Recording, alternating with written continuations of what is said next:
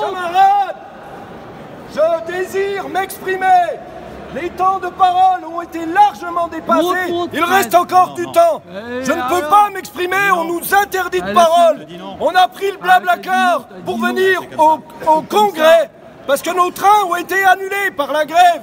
Malheureusement, mais on a tout fait pour venir. On est venu à 4 h du matin pour arriver au congrès. On est parti à 4 h du matin de la Franche-Comté et on ne peut pas s'exprimer. On est dans un congrès confédéral. On attend 3 ans pour s'exprimer. Camarades! Camarades! Monte, Fred, monte! Mais oui, monte! Vas-y, vas-y, c'est bon, ouais. Bah quoi, il a raison, attends. Allez, monsieur. Bah attendez, c'est là, camarade. Camarade, non, c'est pas des camarades. Si ça serait un camarade, tu laisserais monter. Ouais, mais on donne des consignes aussi. Bah, tu donnes des consignes. Voilà, et c'est eux qui refusent, c'est pas eux tes camarades. Ouais. Ah bah non, ça c'est sûr que c'est pas mes camarades. Ah ouais, donc voilà. Donc c'est pas nous qui t'en prennent. Hein. S'ils nous avaient dit de laisser le passer, on l'aurait laissé passer. Hein. Faut comprendre ça aussi, hein. T'en prends pas à moi. Ah, bah appelez la BAC, appelez... non. Ah non, il n'y a pas besoin de BAC ici, c'est très bien. On est entre nous là. Bah, on ne dirait pas. Bah, pas dire ça eux, pas à moi. Eh bien, prends ta prise de parole là. Ah, je vais faire ma prise de parole là. Eh vas-y Fred, vas-y. Prends ta prise de parole là. Monte sur la table. Dis ta prise de parole. Pas grave. On reste au calme. Salut les camarades. Je vous apporte le salut fraternel du syndicat Force ouvrière du Conseil régional de France. Monte sur la table, Fred, monte sur la table. J'espère que ce congrès confédéral ne sera pas aussi plat que celui de Tours. Nous sommes ici pour exprimer et confronter nos positions, pour qu'il y ait débat et non pas annuler le futur secrétaire général. Je suis mandaté par mon syndicat pour vous faire le bilan de ce rapport d'activité.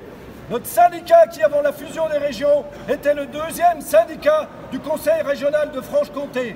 Et nous avions plusieurs victoires significatives pour les agents de Franche-Comté, comme lorsque nous nous sommes battus pour la titularisation des contractuels ayant le plus d'ancienneté. Après 9 jours de grève, la présidente a capitulé devant notre détermination, permettant à de nombreux contractuels, totalisant de nombreuses années d'ancienneté, d'être enfin titularisés. Bravo! Ouais.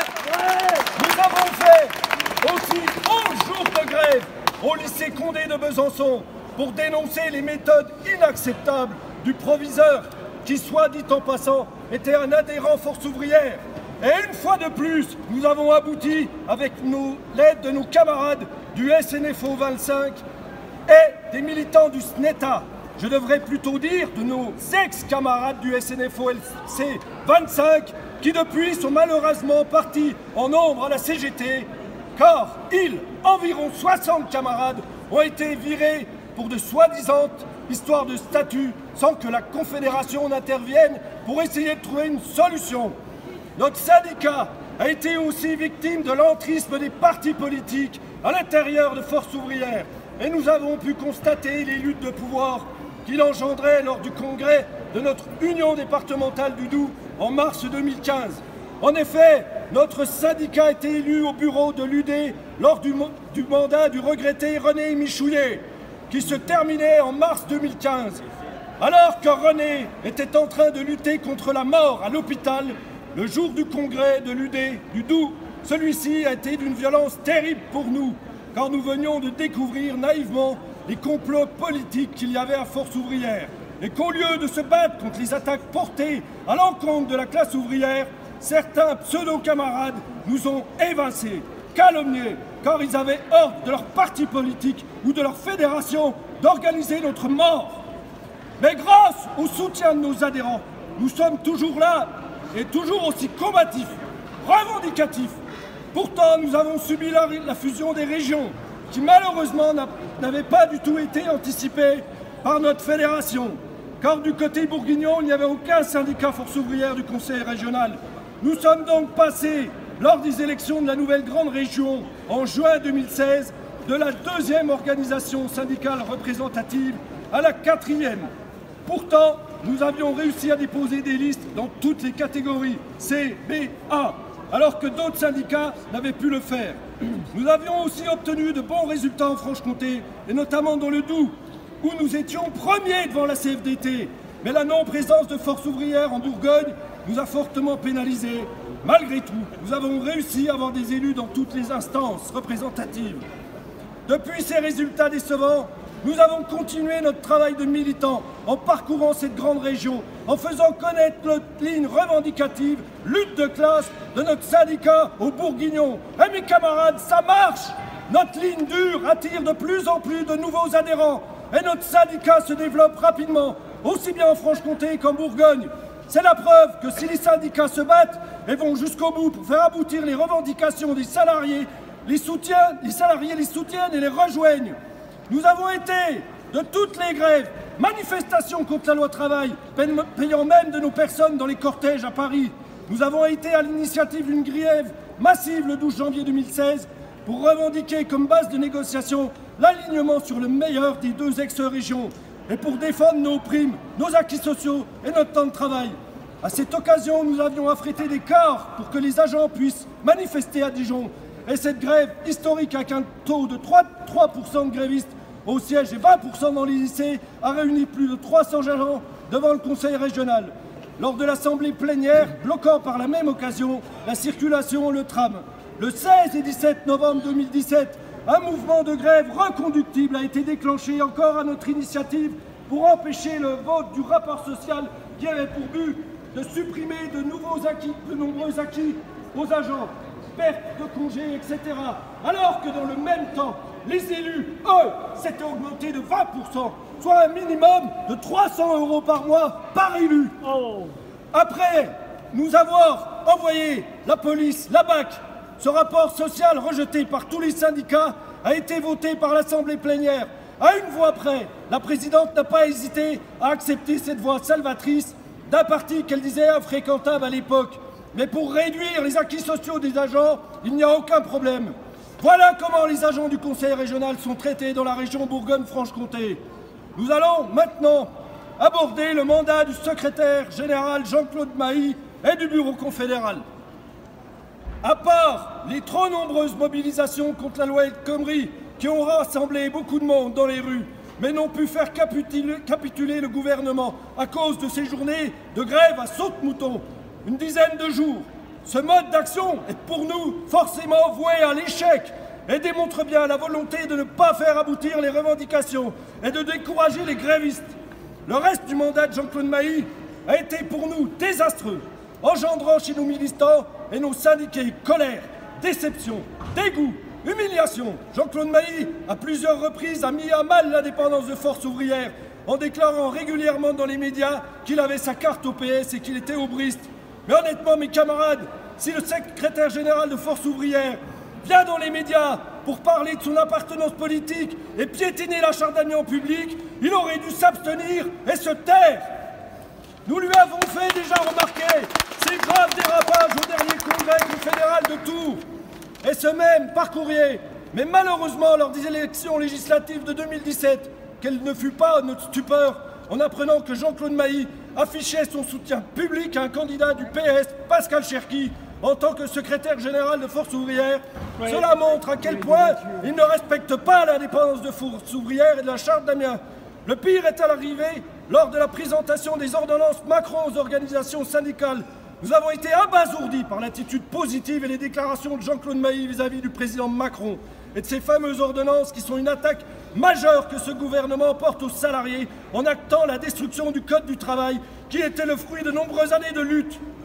Cette réaction très complaisante et totalement inadmissible du secrétaire général de Force ouvrière envers le gouvernement s'explique peut-être par la nomination de Stéphane Lardy à la fonction de directeur de cabinet de la ministre du Travail. Ouais. Bravo! La ligne rouge Bravo, Fred! A été franchie lorsque Jean-Claude Mailly et le bureau confédéral ont pris la décision de ne pas appeler à faire la grève et ne pas appeler à manifester contre ces ordonnances Macron. Le 29 août, notre syndicat a réuni son bureau et en toute indépendance, nous avons décidé d'exprimer publiquement notre désaccord avec la décision du bureau confédéral et de Jean-Claude Mailly. Nous avons appelé à faire grève et à manifester le 12 septembre 2017 pour combattre les fameuses ordonnances Macron. Nos adhérents ainsi que nos sympathisants ont approuvé notre décision, ce qui fait que personne n'a quitté notre syndicat, bien au contraire. Heureusement, nous n'avons pas été le seul syndicat à nous exprimer publiquement et à défendre les résolutions qui ont été prises au Congrès confédéral de Tours. Ce qui a fait que Jean-Claude Mailly a été mis en minorité lors du CCN de fin septembre. Et pour nous, il aurait dû donner sa démission. Ce qui prouve qu'à Force ouvrière, la démocratie ouvrière fonctionne bien grâce aux syndicats de base qui n'ont pas hésité à s'exprimer leur désaccord par rapport à la décision du secrétaire général à la botte de ce gouvernement. Pour nous, en ne respectant pas son mandat, Jean-Claude Mailly a trahi la base et il a porté gravement atteinte aux syndicats CGT et Force ouvrière fondés sur la Charte d'Amiens avec ses valeurs de liberté et d'indépendance à l'égard des gouvernements, des partis politiques et du patronat. Nous refusons fermement que Force ouvrière soit un syndicat d'accompagnement. Force ouvrière doit être le dernier rempart face aux attaques incessantes du gouvernement qui s'évertue avec le patronat à détruire tous les acquis de la classe ouvrière. Comment peut-on se dire syndicaliste et accepter de tels reculs sociaux?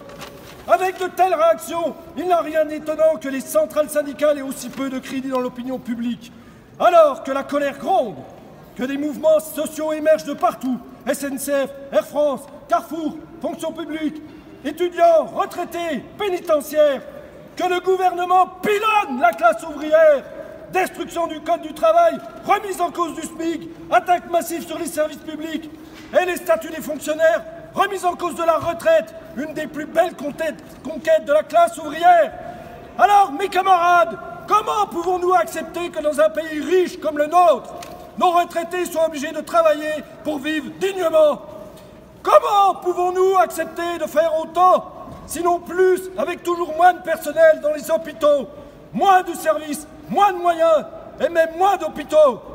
Ce qui fait qu'aujourd'hui, en France, on peut malheureusement mourir dans les couloirs des urgences. Comment pouvons-nous accepter que nos aînés attendent la mort dans les EHPAD avec toujours de moins en moins de personnel pour s'occuper correctement d'eux? Comment pouvons-nous accepter que l'on ferme des usines, que l'on licencie des salariés ou que l'on supprime des emplois alors que ces entreprises font d'énormes bénéfices et qu'elles partagent avec les actionnaires comme c'est le cas à Carrefour, Renault, etc. Comment pouvons-nous accepter qu'on détruise des services publics, que l'on ferme des écoles, des lycées, des bureaux de poste sous prétexte de baisser la fameuse dette? La classe ouvrière de ce pays, à laquelle nous appartenons tous, est méprisée, exploitée par les politiques et les multinationales qui se gavent sur notre dos, pendant qu'ils nous demandent toujours plus d'efforts. Il est temps de réagir, il est temps que Force ouvrière redevienne un vrai syndicat de lutte de classe libre et indépendant. Il est temps que Force ouvrière soit enfin le fer de lance d'une grève générale illimitée pour établir un vrai rapport de force afin de faire plier le gouvernement pour que les salariés, les jeunes, les fonctionnaires, les retraités, les chômeurs puissent enfin ne plus courber les chines face à toutes ces attaques insupportables. Vive le syndicalisme indépendant, vive Force ouvrière. Ouais. Bien entendu, nous ne voterons pas le rapport d'activité.